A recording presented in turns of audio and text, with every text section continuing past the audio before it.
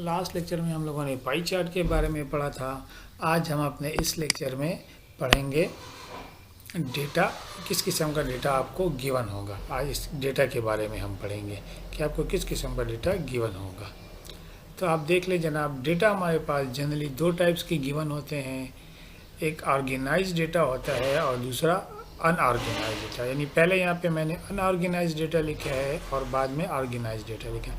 Unorganised data मतलब rough form में data आपके पास होगा, रफ फॉर्म में होगा, जैसा 1, 3, 5, 2 ये जिसे लिखा गया है ये एक रफ फॉर्म में है, मिक्स डेटा है और इसको हम कहेंगे अनऑर्गेनाइज डेटा, ये रफ फॉर्म में है।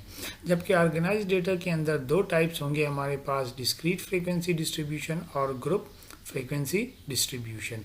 डिस्क्रीट का मतलब होता है कि जी काउंटेबल हो, फाइनाइट हो, वैल्यूज़ के दरमियान जंप्स हो, जिसका 1, 2, 2, 3, 1 और 2 के दरमियान, 2 और 3 के दरमियान गैप आ रहा है। फ्रीक्वेंसी का मतलब होता है कि कोई ऑब्जर्वेशन कितनी दफ़ा रिपीट हो रहा है, उसको हम फ्रीक्वेंसी कहते हैं। और डिस्ट्रीब्यूशन का मतलब है कि कोई ख़ास शेप दे दिया गया है, यानी ऑब्जर्वेशन को, या एक टेबल बना दिया गया है। तो डिस्क्रीट यानी ऑब्जर्वेशन जो डिस्क्रीट हैं, काउंटेबल हैं, जम्प्स में हैं, उनके फ्रीक्वेंसी के साथ एक टेबल बना लिया जाए तो उसको हम कहेंगे discrete frequency distribution.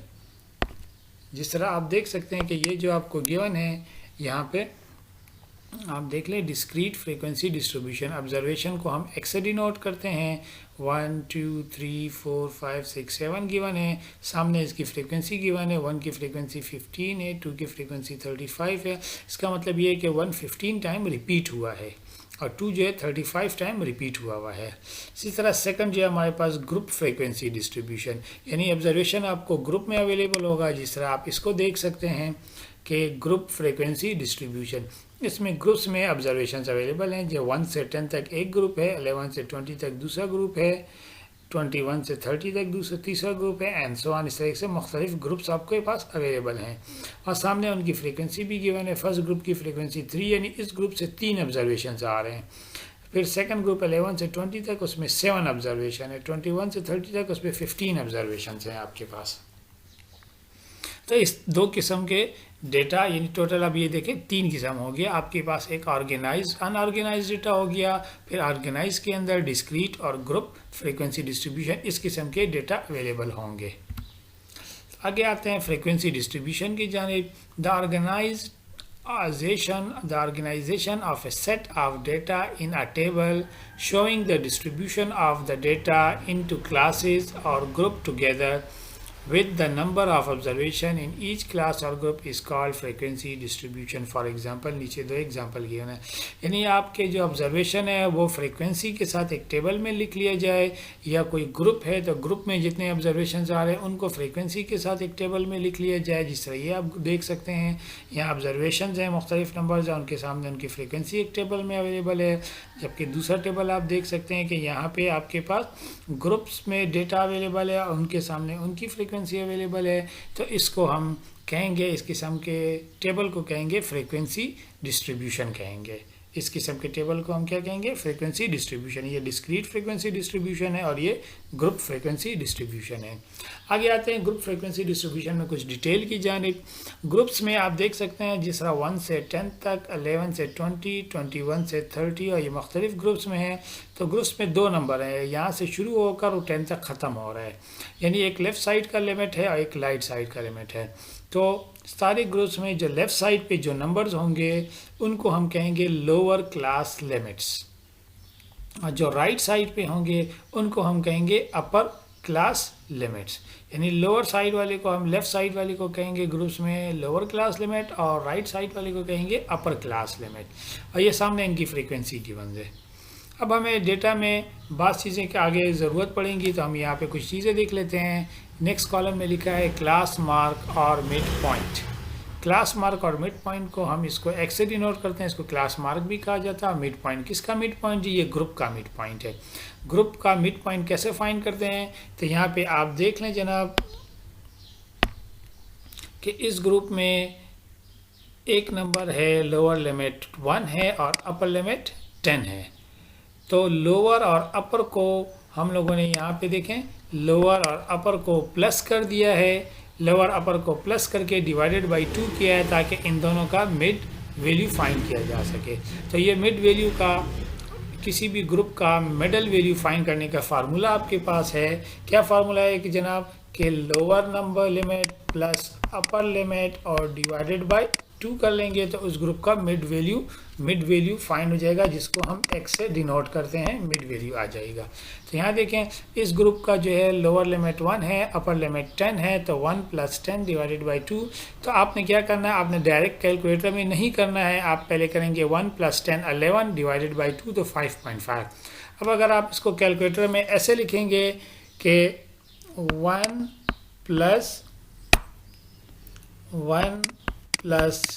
10 divided by 2, तो आपको जो रिज़ल्ट मिलेगा वो गलत रिज़ल्ट मिलेगा, क्योंकि कैलकुलेटर पहले डिवाइड करेगा बाद में प्लस करेगा, इसलिए वो जो रिज़ल्ट होगा वो गलत लेगा। अगर आपने कैलकुलेटर से डायरेक्ट भी करना हो तो इसको इस तरीके से करेंगे 1 + 10 = देन डिवाइडेड बाई 2 और देन इक्वल टू, तब आपको सही रिजल्ट आएगा।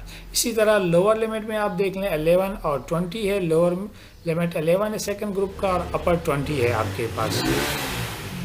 तो 11 और प्लस 20 को दोनों को प्लस करके डिवाइडेड बाई 2 किया गया तो नेक्स्ट ग्रुप का मिड पॉइंट या क्लास मार्क आ गया है। थर्ड ग्रुप में आप देख लें 21 और 30 है, तो इन दोनों को प्लस करके डिवाइडेड बाई 2 कर लें तो ये थर्ड ग्रुप का मिड पॉइंट आ गया, एंड सो ऑन आप आगे चले जाएं। तो ये कॉलम था जनाब थर्ड कॉलम मिड पॉइंट का। तो मिड पॉइंट हर ग्रुप का कैसे फाइंड करते हैं, lower limit plus upper limit divided by 2 कर लें तो आपके पास रिजल्ट आ जाएगा। और साथ साथ आपको कैलकुलेटर में यूज़ करने का तरीका भी बता दिया है कि आप इस तरीके से गलत और इस तरीके से सही तरीका जो है, ये वाला सही तरीका है, ये वाला गलत तरीका है यूज़ करने का। नेक्स्ट कॉलम है हमारे पास कम्युलेटिव फ्रीक्वेंसी। तो कम्युलेटिव फ्रीक्वेंसी देखिए हम कैसे फाइंड करते हैं। जो फर्स्ट फ्रीक्वेंसी गिवन है इसको हम सेम यहाँ पे लिख लेते हैं। जो पहली फ्रीक्वेंसी आपके पास अवेलेबल है आप उसको देख लें। पहली फ्रीक्वेंसी जो है आपके पास उसको हम सेम लिखेंगे।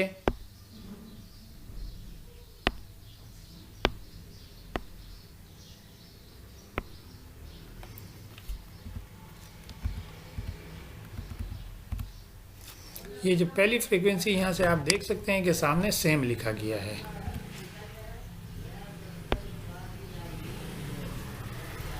तो देखिए हम बात कर रहे थे कम्युलेटिव फ्रीक्वेंसी की, जो थर्ड कॉलम में आपके पास होता है। देखिए हम कैसे उसको कैलकुलेट करेंगे। जो फर्स्ट फ्रीक्वेंसी है वो यहाँ पे हम लोगों ने सेम लिख लिया। फिर नेक्स्ट को क्रॉस में नेक्स्ट फ्रीक्वेंसी 7 है उसके साथ ऐड करें और सामने लिख लें तो 3 + 7 10 हो गया। और 10 जो है नेक्स्ट फ्रीक्वेंसी के साथ प्लस करें तो देखें 10 + 15 25 हो गया। इसी तरह ये जो फ्रीक्वेंसी का आंसर आ रहा है इसको नेक्स्ट के साथ प्लस करते चले जाएं तो आपके पास नेक्स्ट कॉलम के लिए कम्युलेटिव फ्रीक्वेंसी हो गई। इस कम्युलेटिव फ्रीक्वेंसी को नेक्स्ट के साथ प्लस करें और सामने लिखते चले जाएं तो ये आपके पास कम्युलेटिव फ्रीक्वेंसी का कॉलम आ जाएगा इस तरीके से। इस टेबल में आपको बताया गया है कि ये लोअर क्लास लिमिट है, ये अपर क्लास लिमिट है, सामने इनकी फ्रीक्वेंसी गिवन है। अगर इन ग्रुप का मिड पॉइंट फाइंड करना हो जो थर्ड कॉलम में आपको दिया गया है तो lower limit plus upper limit पहले प्लस करेंगे 11 आएगा, फिर डिवाइडेड बाई 2 करेंगे तो ये 5.5 आ जाएगा। इसी तरह नेक्स्ट ग्रुप सारे ग्रुप के लिए फाइंड कर लेंगे आप। अच्छा कम्युलेटिव फ्रीक्वेंसी कैसे फाइंड करेंगे, फर्स्ट फ्रीक्वेंसी को आप सेम लिखेंगे, उसको नेक्स्ट के साथ ऐड करके सामने लिखेंगे तो 10 आ जाएगा। 10 को नेक्स्ट के साथ ऐड करेंगे 15 के साथ तो 25 और 25 को नेक्स्ट के साथ ऐड करेंगे 37 एंड सो ऑन चले जाएं। इस तरीके से आप जो है कम्युलेटिव फ्रीक्वेंसी भी फाइंड कर सकते हैं।